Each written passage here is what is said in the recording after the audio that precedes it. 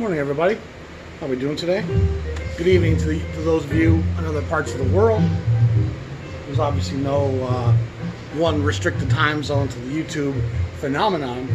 So it's Friday here in Minnesota. We got a weekend coming up. Got more work on the building going on this weekend. It's maybe a little less available to respond to comments.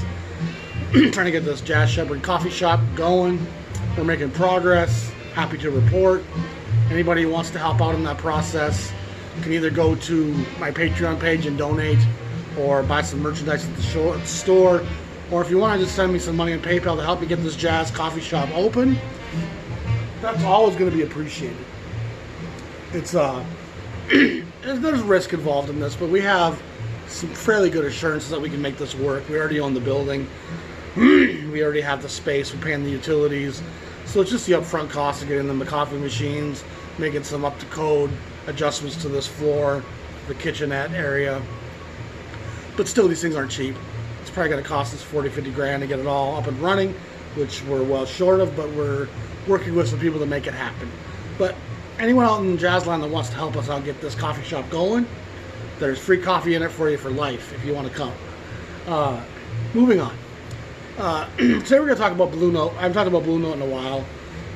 Blue Note's kind of the bread and butter of this channel in a way, and it's always been kind of my base from which a lot of my other knowledge and expertise kind of stems from. A lot of times I'm comparing things and their relevance and their place in jazz canon versus what Blue Note was doing at that time. I think that kind of relativity is very important to have you get perspective. I came to know the Blue Note stuff well before most of the other labels very well. I knew a lot of artists pretty well simultaneously to knowing Blue Note, but I didn't really jump into Impulse or Verve or Prestige or Riverside in the same way. And after I kind of completed the Blue Note 10 years ago, there was kind of an unbalanced collection with 300 some Blue Notes and probably 800 other jazz records, which is now swelled up now to about over 5,000 jazz records. And a lot of labels are, of course, complete or near completion. There's not this whole pulsing drive in the back of my OCD mind saying, boy, I need to get this, I need to get that, I need to get that. There's still a few pieces I haven't come across. There's a really rare Argo by Cesar Giovannini that only 2 people in Discogs have it. And only 18 people want it, I think. It's a small number. I've never seen one come up for sale except for once a promo copy came up for sale on eBay. I bid too low. Didn't think anybody else gave a shit about it. And it went for like 26 bucks. I kind of still been like, man, I should have got that. But it didn't have a cover. It was a promo. So I do like to have that cover. But today we're going to talk about Blue Note. And it's always good to get back to the source. Plus, when I talk about Blue Note, I always get a few more watchers to the tone of like almost twice as many. It seems like you start talking tone poet Blue Note, boy, your views go up. It's somewhat understandable. People want to know about what's available in the market and what's, people are Googling tone poet. But there's a lot to Blue Note beyond what the tone poet releases are to this point. And they're certainly adding some valuable titles to the canon of the Blue Note discography, repackaging some hard to find titles and also adding the Japanese issues of unreleased sessions. So you got to tip your hat to what Tone Poet's doing. But there's such a large scope to Blue Note.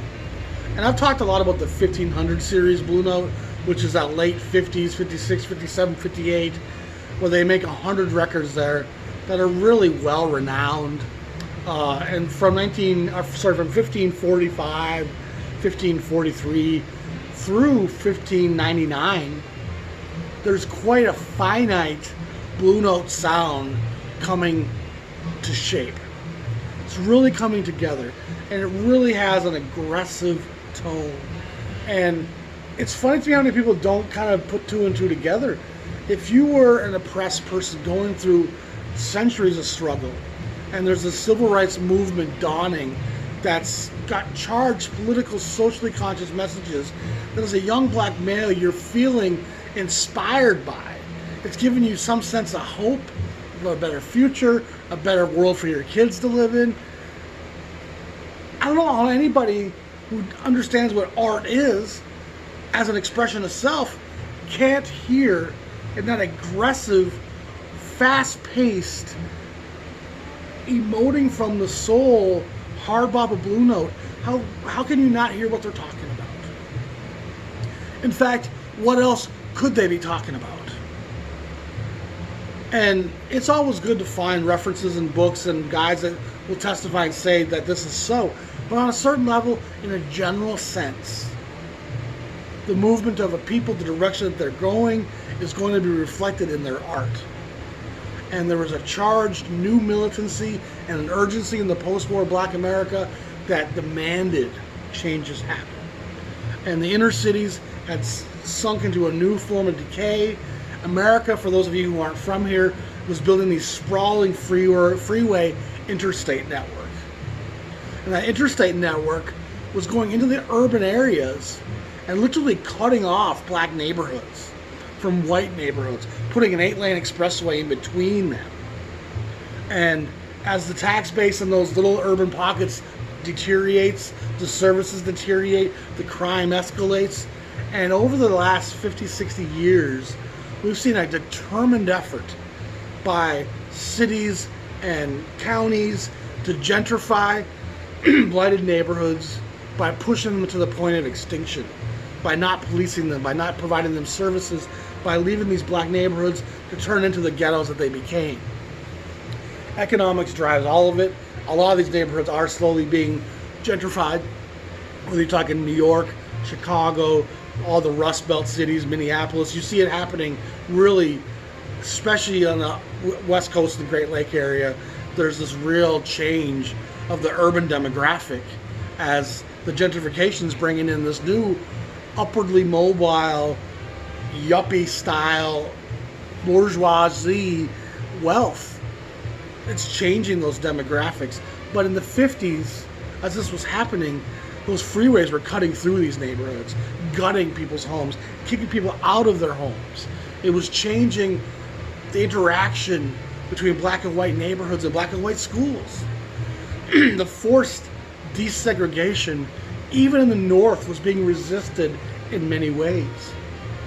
If you know much about New York and property, there was redlining of districts where blacks couldn't buy homes out of certain areas and were really kind of forced into certain pockets in order to actually drive the real estate down to the point where they can finally buy it back at a low enough price that they can make top value dollar on redeveloping it.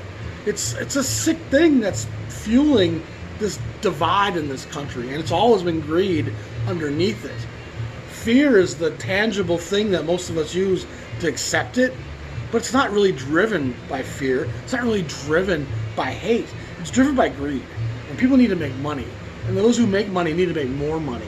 And they will use our fears and our ignorances to develop their own wealth and interests. And you see it with war, causes for war. You see it for causes for urban redevelopment. Race is a key fulcrum point.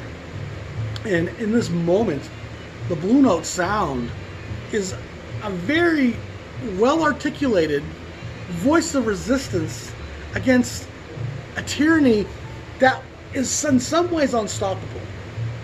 There's a subtlety to the tyranny of greed. There's a subtlety to the tyranny of the wealthy. And they don't ever house it in the body that it lives in.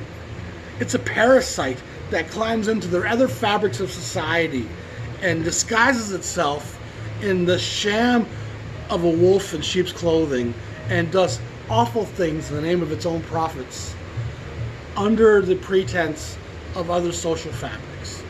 And this black movement that was happening with the Panthers and the writers, the Harlem Renaissance, it all kind of escalates and tumbles forward. And after the Second World War, there's a real change in the American chemistry. The blacks now need to have a voice and will not sit by idly. And the doors that were opened for them by the Ellingtons and the Armstrongs and the Lester Youngs and the Coleman Hawkins, the opportunities created by the Lionel Hamptons. This new generation of black musician was going to speak in a more focused sense about the America they were living in. And if you were in their shoes, and have been in that situation and still were not being given anything but lies and broken promises, what would you be emoting into your horn? In an aggressive, brash sense, at an upbeat tempo, what else could they possibly be telling you? And that's what makes hard bop such a unique thing. It's not an intellectually driven, complex compositional thing that's going to have all kinds of interesting. It's about pace and pulse, and those horn players of that hard bop movement, a lot of them driven by Mr. Art Blakey, they're the MCs of the 50s and 60s.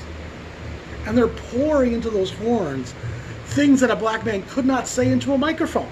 It's important to grasp that. It's important that we connect these dots. The hard bop movement wasn't just about let's play as fast as we can. It wasn't just about adding heads back onto bebop and making bebop a little bit more melodic and grooving. It was about taking, let's simplify bebop, play it at a fast tempo, and allow these MCs to speak what they had to say. The Mobleys, the Morgans, the Birds, the Johnny Griffins, these guys all had so much they wanted to voice. And so it's been something I've discussed with a few people lately, and I just want to pose the question. What else could they, in that environment, playing with that form of aggression and that tempo, what else could they be telling you about? It's not love-making music. It's not about that bird you saw last night. It's not about happy days are coming. It's not about spirituality and the church. Hard bop has a different sensibility. It's a brash fist in the air saying no more. And it's a very unique thing that Blue Note presents in 56, 57, 58, 59 that's incredibly powerful and potent, and it's a large part of the Blue Note legacy and Blue Note sound. That Blue Note sound is rather finite, it exists in that era. And Blue Note develops other sounds like the Boogaloo, and there's like actually a kind of a Blue Note avant-garde, which is some of my favorite avant-garde. Because Alfred and Frank and Van Gelder, they kind of keep the Blue Note avant-garde from getting too out. And so it stays in a place where you can still work with it. Some of my favorite avant-gardes exist on Blue Note in the 60s. But that 50s Blue Note sound doesn't really carry into the 60s very long.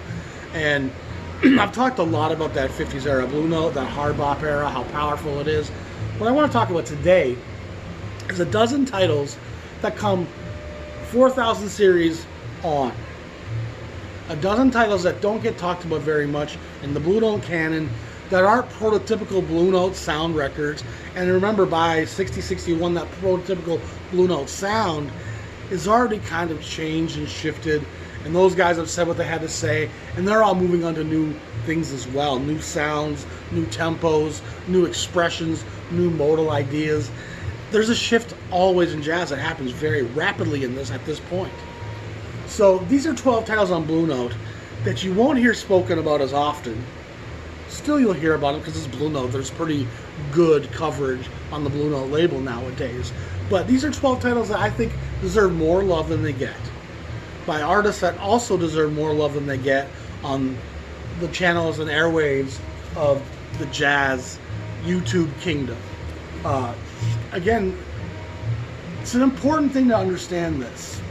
Benny Green, he's a great trombone player, and when you hear him in this time era, you have J.J. Johnson doing the bebop flying. You have Curtis Fuller playing that hard bop and flying. You have Jimmy Cleveland performing on all sorts of sessions in an incredibly virtuistic kind of way. You got Al Gray with Basie and doing his albums at Argo, that's doing an incredibly tricksterish noise sound effect type of trombone player, where he makes sounds that you're like, well, that was a trombone? I didn't know you could do that with a trombone. Al Gray is so cool. Al Gray will do things that you'll be like, Jimmy Cleveland will make you go, what the fuck? How did he? And again, the trombone's not an easy thing to play in a fluid kind of way. That's what makes J.J. Johnson and Jimmy Cleveland so outstanding. But during that whole time frame, you have a guy more of a throwback sound, the great Benny Green. He makes 4 records at Blue Note here. 3 of them in the 1500 series, which I've shown you when we talked about them. This one shows up 4010 in the 4000 series, which puts it probably early 59 in that area somewhere. And Benny Green, he's a storyteller in the classic sense. He's more in the school of the Ellington players, the Basie players, where he's rooted in the blues, he's rooted in the black church. He's got a narrative to tell you and a song to sing. And so it's melodic all day long. The tenor saxophone is played by Eddie Williams, a guy I can't tell you very much about. Gilda Mahoney's is playing the piano, George Tucker and Al Dreer's is on the drums. So it's kind of an anonymous session for a Blue Note session of this era. This is his last record on Blue Note. He moves on to other labels at this point. But that's not the bebop guys. That's not the hard bop guys. It's a very lyrical, crooning, storytelling, sensitive kind of trombone. And so you can sit back and relax with a guy like Benny Green and hear the blues and hear black music propulse in a very beautiful way. That's a throwback to the earlier guys, and yet it's still very contemporary, modern in this Blue Note setting. The second record I want to talk to you about today is the Blue Note 4022, again probably 1959, by the great Duke Pearson, one of my favorite piano players. He brings a lot to the table. He's an A&R guy at Blue Note. He's like a talent scout. He's helping develop sessions. He's helping put all the different elements of who's on what record together. He's a very important figure in the Blue Note history. He kind of takes Ike Quebec's shoes after Ike Quebec's passing as a guy that's going to help Alfred and Frank reach out to the black community and find these new artists and kids. A phenomenal talent, a great composer and arranger, and also a fantastic pianist. And most people who arrange are going to have some piano vocabulary. It's just a great arranging tool. You can't really arrange on a single note horn. You need the orchestral ability of a guitar or a piano to really be a great arranger and to have different voicings and chords and inversions and being able to have many octaves at your disposal to give highs, mids, and lows. But Duke as a player, to me, is a wonderful delight. He's a bit of a bubbling brook, a clean, almost Gene Harris-like stroke, where it's just fluid, tactile, precise, bubbling. He plays ballads as good as anybody. I love Tender Moments, Tender Feelings. The one after this is fantastic. I've talked about it numerous times. But this record is before that, Profile. And it's got Lex Humphreys on the drums, if I recall, and Gene Taylor's on the bass. Just a trio. And it just dances through interesting part after interesting part. And he does that really well too, where he has this almost like curtainous veil of sound.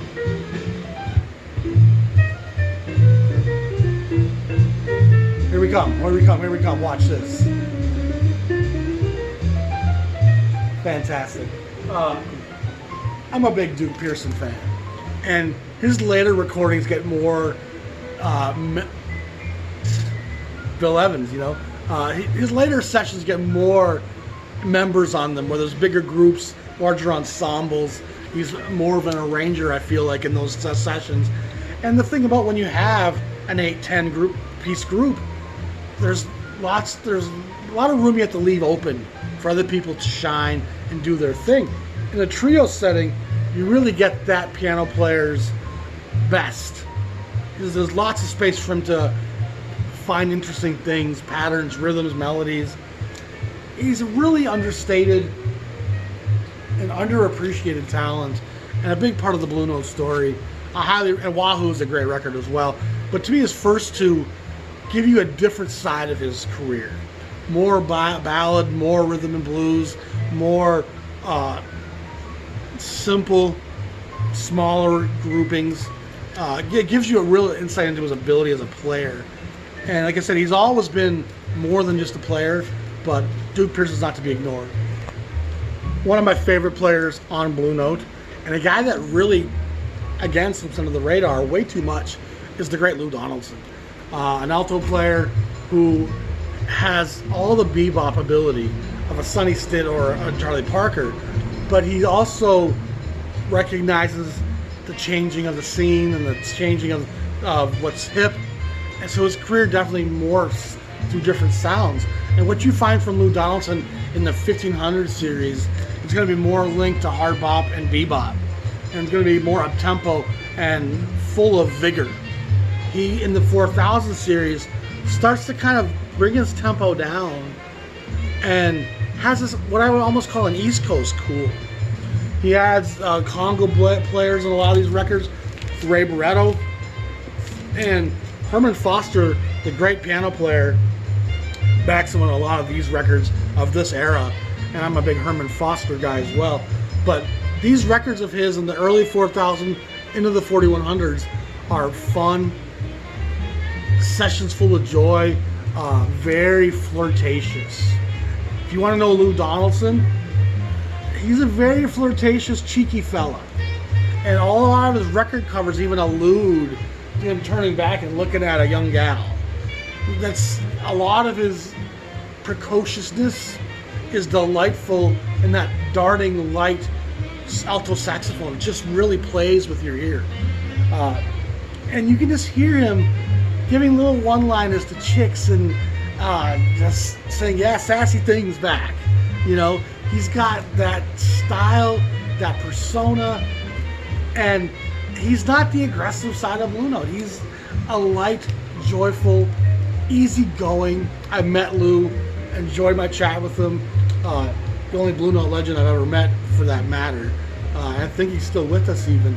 The guy could still play into his 80s, 90s. He's an incredible talent. He's probably slowed down some now. He's got to be near 100, I would guess. But I love Lou. I really do. And this record here, Lightfoot, is fantastic. And again, there's the wonderful Herman Foster. But this is actually perfect cafe jazz.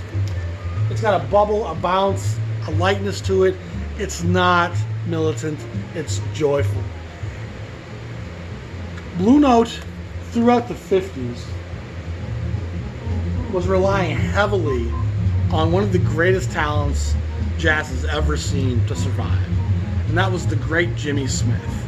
The guy who reinvents the organ, does things with an organ that you should not be able to do. It's a bit like taking a monster truck, the Bigfoot with the monster wheel trucks, and having it pirouette and ballet across the floor. He takes an instrument that's kind of plodding and rhythmic and full of body and thickness, gospel kind of swelling swamp of sound. And Jimmy Smith introduces explosiveness, finite, revised improvisation, soloing in a bebop sense on the organ in a way that had never been heard of or even imagined. He changes the face of the organ, and Jimmy Smith was so successful at it that Verve poaches Jimmy Smith away from Blue Note. A very devastating move to the Blue Note bottom line financially. It was a very tough thing. His leaving to Verve, and his contract changed, I think, in '60, and he's still, Blue Note has a lot of stuff in the vault, so they're issuing Jimmy Smith records for a good 10 years yet, which helps, but he's no longer recording new stuff for Blue Note. So as the changes in the sound of the scene happen, all Blue Note has is 5-7-year-old Jimmy Smith stuff that's still explosive, but it's no longer current sounding. And the scene changes so fast. And even what Jimmy Smith was doing at Verve was night and day different from the stuff Blue Note was still putting out. And if you have the context of it, Jimmy Smith's Blue Notes in the mid-60s sound somewhat dated to what else is happening in jazz at the time. So Blue Note had to make some adjustments. And one of the things they did was hire a few new organ players, including Freddie Roach, and the great John Patton, and then Babyface Willette. This is number 4068. Tough record to come by.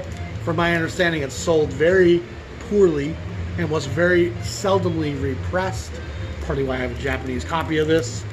The Freddie Jackson's on it, who's a great gospel, blues-filled tenor player. Grant Green's on the guitar and Ben Dixon's on the drums. And Dixon and Grant Green do a lot of work with organ players. That's a real strength of Grant Green. His coloring behind organs, and then when the organs sit out, he fills that space up himself. I'm a big Grant Green guy. But Babyface Willette was a fantastic talent. He does make 2 other records at Argo, and he has 2 records at Blue Note. They're pretty tough to come by. Not in demand like some Blue Note titles, but here the cost is going to be driven by the rarity. And so a Japanese pressing might be your best bet. Although I do think a couple of them have been reissued recently in either the Blue Note 80 or 75, or I know I've seen at least one of them in print at this point. But he's a great player. A lot of punch, a lot of gospel blues. You know, is he a Jimmy Smith? No, but nobody is. You know, there's only a couple of cats out there. Don Patterson was pretty outstanding. There's only a few cats that can really punch an organ like Jimmy Smith could. But still, everyone who came after Jimmy Smith is playing in that style now. Like Parker. Parker changed the game for everyone, and Jimmy Smith does that for organ players.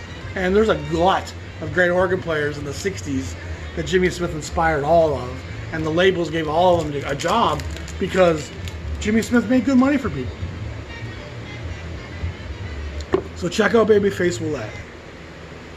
Now, if Blue Note does have a sound from 1960-61 going forward, and again, there's a lot of disparate sound in Blue Note in the 60s.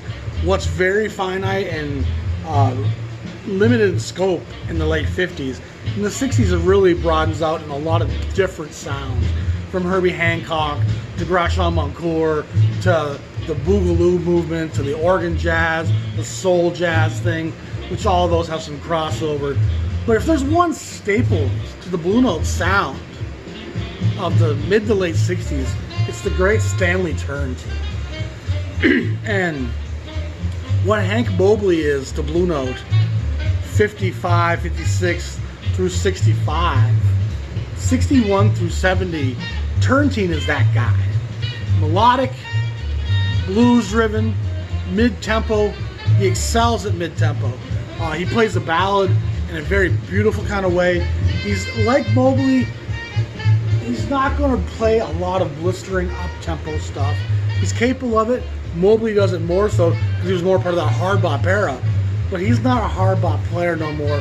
He's a gospel blues, soul jazz, bringer of the romanticism of jazz. He's always kind of got that longing and yearning for some sweet sugar jelly roll. He's never really speaking too politically. The choice of songs even are always kind of accessible. And so any Tom, Dick, or Harry could buy a Stanley Turntine Blue Note in the 60s and enjoy it. He doesn't get the coverage today. It's a little puzzling, but it's also kind of, he's a victim of a success. He's one of those guys that sold pretty well, and he went on to pretty big hits in the 70s on Fantasy and CTI. And so like, a guy like him, his Blue Notes get overlooked. And they're outstanding. They're just joyous affairs that you can play in almost any setting. From a barbecue to just relaxing, to swimming poolside. He's got a honk to him, but it's a honky-tonk R&B kind of honk. It's not the screeching of Pharoah Sanders and John Coltrane. It's a woohoo kind of a screech of joy. He does have a melancholy to him as well, but you gotta love Stanley Turntine. This is with the great Les McCann, who's a great West Coast Pacific jazz pianist. I think he's organ on some records too. And Les McCann makes a string of great records on the Pacific Records. But you don't see Les McCann at Blue Note very often, with Herbie Lewis on the bass and Otis Finch on drums. So again, it's not a very prototypical Blue Note lineup per se. But Stanley Turrentine is a very important figure, and he has probably 15, 18, 20 Blue Notes that are worthy of collecting. And his later 60s, early 70s stuff can be very much R&B crossover and almost be schmaltzy. But his 60, 61, 63, 65, that first 6 years, everything is outstanding. You got to check him out. One of the things Blue Note doesn't do a lot of is the Bossa Nova. And the Bossa Nova kind of takes the nation and the world by storm in 62, led by Stan Getz and João Gilberto and Antonio Carlos Jobim, Louis Bonfa. This whole movement of Brazilian crossover fusion jazz is sweeping the world. And Verve's at the head of that wave. And because of the success of, in particular, the Stan Getz stuff, it kind of leads almost every label on the landscape to doing Bossa Nova records. And some labels like Prestige do quite a few. Riverside does quite a few. They signed Charlie Bird, a lot of his work. Impulse does some Bossa Nova stuff that's great. Records like labels like Cap that weren't even really a jazz label, they do that great Kenny Burrell Bossa Nova record. Lots of bossa. All the major labels, the Columbias, the RCAs, Sonny Rollins, everyone's getting in on the Bossa Nova. And Blue Note really only does two that I can think of. The Charlie Rouse record, Bossa Nova Bacchanal, and then this Ike Quebec record. And Ike Quebec is really the perfect choice for doing Bossa Nova. If you want some Coleman Hawkins, if you want some Ben Webster, he's absolutely in that whole school, in that train of thought. He's a beautiful lyrical player. Breathy, wonderful, dreamy. The samba groove, just rolling warm water and sand across your toes. And I gotta say, for a label that didn't really explore Bossa Nova, because it was a fairly commercial side of jazz, which is why everyone did it, the two records that Blue Note does are outstanding. Gavin Massot plays some percussion on this. Uli Bobo's on the drums, who again is a great Latin player. Wendell Marsh is on the bass. Shakir is also, that's what Gavin Massot was playing. Kenny Burrell is also on this record. So it's really a must-have Blue Note. I'm a huge Kenny Burrell guy. I've said it endless times. Anything Burrell's on is worth having. And you couple Kenny Burrell with Ike Quebec, what you have is nothing but beautiful. And Ike Quebec's records are all outstanding. One has a unique place. It has a unique place in the jazz Blue Note canon because it's just a wonderful, dreamy, less R&B and more globally sandy, beachy. It's wonderful. More evidence of the new diverging sound of Blue Note is the great Don Wilkerson. Don Wilkerson is a Texas Tenorman. Those Texas Tenormen come with barbecue sauce and the blues. And if you listen to that, you can just hear how blues house it is. It's peppery. It's got that sweet honey, barbecue grill, smoky flavor going on. You can smell the mesquite. Wilkerson's a kind of a treat. He doesn't have a lot of people to compare him to. He definitely is a blues shout guy. He's got that sound of big open spaces like Texas. The Texas Tenormen often used a double reed, which gave them a thicker, more almost nasally sound at times. Wilkerson's playing here with Johnny Acia, a guy you don't hear much about. Lloyd Troutman's on the bass, Grant Green, and Willie Bobo. And it's a light. He's got 3 or 4 Blue Notes, I think 3 Blue Notes in a Riverside that are all really great records. And he kind of disappears off the recording scene, but I think he still plays live for decades. I love Wilkerson's records. Again, it's if you know Junior Walker on the Motown label, how that's R&B sounding jazz. Wilkerson's coming from the other way, where it's jazz sounding R&B.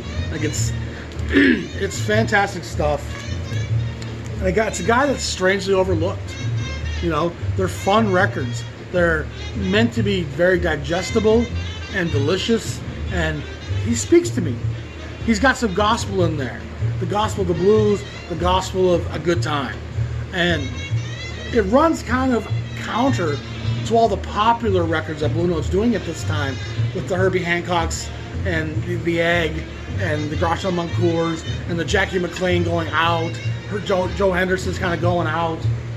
Blue Note's still doing a stable worth of great solid jazz, straightforward, that is being labeled soul jazz because that's kind of the movement of the time. That's not just what's happening. Soul jazz is kind of everything else in a way. Fantastic stuff. Again, these records are pretty tough to come by for some of these artists like Don Wilkerson. So some of you probably remember Roland Kirk, who was a great player that was blind. I think he was out of Cincinnati, if I recall, who could really play some interesting things. He has an early recording at King, which Bethlehem reissues. He ends up making some great records at Atlantic. I think it's a couple of Prestige. He's a fantastic player that plays 2 or 3 horns at once and creates some interesting sounds. And George Braith, while not the innovator of that, is also a great interpreter of that. And he does that multiple horn thing on a lot of these records he does at Blue Note. So again, we're looking at the diversity of the Blue Note sound in the 60s is fairly pronounced, especially compared to the narrow scope of what Blue Note once was. You can't really put your thumb on the Blue Note sound in this era. It's too varied. But Braith is a great player. I think he's a New York guy, New York State somewhere. And this is a nice little copy of that. Great album cover, as always. I believe Grant Green's on this, yeah, Billy Gardner, and the great Donald Bailey's on the drums. It's interesting hearing a guy being able to create chords with his horns. It gives him some thickness, some dense horn sounds that you're not going to get from a guy playing just one horn. He's a very able player. He doesn't have the name recognition that Roland Kirk has, but he's still a guy that if you see an old George Braith record, you should definitely grab it. And again, Grant Green always is worth the price of admission. He darts on these different horns, he gives different sounds. There's some Grant. And what you end up with at times is he plays different horns for different breaks as well. And so it can sound almost like 2 or 3 players at times when it's just one guy giving you his various sounds. Now here we got a guy that kind of fits loosely in the Blue Note avant-garde sound. Andrew Hill. Fantastic piano player, full of ideas, sounds, and colors. We're getting further away from the blues here, further away from the black church, and more into the European sound, soundscapes, filmscapes, scenic viewpoints, very jagged edges. These cliffs are dangerous. Mingus and Monk have kind of opened up the vocabulary of jazz. And by the time 64 rolls around, guys like Andrew Hill are coming along and melding the Monk and Mingus sound into their small groups and creating really complex, interesting records. And I find Andrew Hill to always be teetering on that edge and never falls over. For me, Cecil Taylor goes over the edge. For me, Andrew Hill always stays on that edge, comes back to the center, very much like Mingus in that sense, where Mingus will push you to the edge, but then he'll give you some resolve and some tonic, and you'll feel a sense of and relaxation as you come back to the happier tones and the happier chords that mathematically resonate in us joyously. Hill's a very cool player who's kind of coming into a new era of recognition. I feel like his records were pretty easy to come by in the 90s, early 2000s, and there seems to be a real renaissance of Andrew Hill's career. Passing Ships to Tone Poet just came out.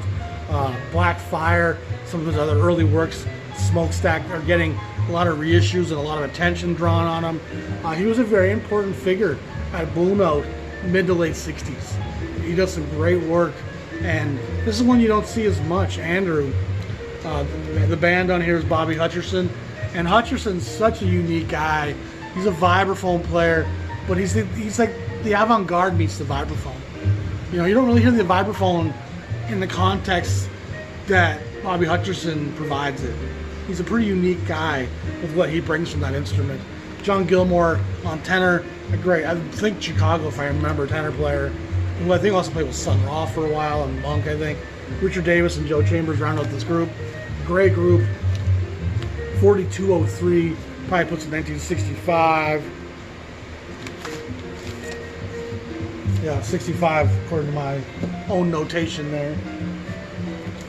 4205, not long after, a little bit of Monk right there. Another record that's kind of had a renaissance, I feel like, and people are kind of rediscovering, is Pete LaRocca's Basra. Great record. Steve Swallows on the, he's a bass player, right? Or drummer. He's a bass player. Yeah, Pete LaRocca's a drummer, duh. Steve Kuhn and Joe Henderson round up the lineup. Henderson's outstanding on this. And Henderson's got this unique ability to be the most melodically toned, Ben Webster-like ballad player. But he also can bring a lot of edge and fire to a session. Again, Coltrane's doing his thing and changing kind of the world. And in between Rollins and Coltrane is a guy like Joe Henderson. He's kind of in that same area where he can do all things really well at this point. From the blues to the out. Henderson's a great player that offers you a lot of different colors and palettes. Basra's a classic. Some great tracks. Some desperation right there. Mingus would be proud of that. These five guys make a lot of sound. You know what I mean? Basra on track 2, on side 2, which I should play real quick. This is a well-loved record by those who know it.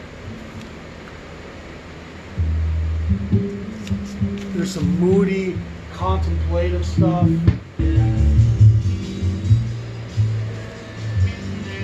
And this is a great example of how Blue Note does the avant-garde. It's not going to make you want to get up and turn it off. And even if it approaches those waters, it'll steer an oar into that little disturbance and then kind of come back to safer, calmer places. So I think it's a record I think almost anybody can enjoy. Now, a guy that really I don't talk about enough, and he's not anonymous like some of the other guys are. He's a second tier probably name. There's that first rung of players that you kind of know when you get into jazz. One of the first Blue Note guys you really hear about is the great Jackie McLean. And collectors scramble for his records. McLean goes back to the bebop. You know, he was schooled by some of the greats as a young kid in New York. And he's got a great story to tell. I've always really loved Jackie as a guy, as a storyteller, as well as a player. He plays a very bright, edgy sound. Charles Tolliver's on the trumpet here. Bobby Hutcherson's on the vibes. Cecil McBee on the bass. Billy Higgins on the drums. So a fairly modern, progressive record. 4218. And McLean makes a pretty great series of records from probably about 4100, 1962, through about 66, 67. McLean's making knockout record for knockout record that, again, skirts the edges of the avant-garde. Some push pretty far into out there territory. Others are more restricted and stay within the blues. But his records are always expensive, always tough to find, and collectors will scramble and climb over you to get themselves that Jackie McLean record that they just saw you flip by. I'm a big Jackie guy. I listen to him a lot, probably more than I talk about him actually. But I feel like he gets talked about a lot on other channels and by people in the Facebook groups. So maybe I kind of overlook him at times when I should speak about him more. It's a bit like Hank Mobley, where he gets spoken about quite a lot now, but I do speak on Mobley more than McLean. So again, McLean's great stuff. Now the last record I want to talk about today is this Big John Patton record.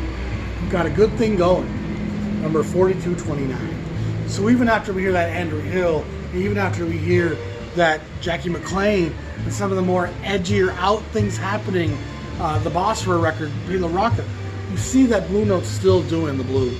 They're still doing the gospel of watermelon, fried chicken, picnic, barbecue, church tambourine, potato salad. And Patton's such a great gospel-inflected organ player. He's not the dexterous nature of the Jimmy Smith as much. He's got more of the bassy, what's the guy I'm looking for? Milt Buckner kind of swing to him. But he plays with pocket. He plays with feel and punch and swell and movement. And everything has this great kind of up and down to it. Patton's a great guy. His records are pretty tough to come by. Some of them have been reissued. He does about 6 or 7 at Blue Note, and he goes on to make records on other labels as well. I love that cover, and of course every Blue Note album cover is pretty classic from that classic era. Just timeless artwork. So again, that's 12 Blue Note records that don't get as much credit and publicity as your average Blue Note does. That I wanted to share with you guys. Blue Note is a treasure. And I don't talk about them all the time because I'm trying to keep the channel broader and educate some and share about other facets of the jazz canon. And there is too much Blue Note out there in terms of its recognition and popularity when it's not 50% of the jazz canon. You know, Blue Note in reality is 5-10% of the jazz canon in these years, and probably less than 10. It's probably 5%, because all the other labels are putting out dozens, if not 50 records a year. There's thousands of records coming out every year in jazz. So it's a pretty amazing time. And Blue Note's really at the center of what's happening and covers a lot of different ground in the 60s. So hope you enjoyed that. Subscribe to the channel. Again, if you want to help out in any way, there's stuff in the information below. Thanks, y'all. My name is Dan. Y'all be safe. Stay cool. Peace.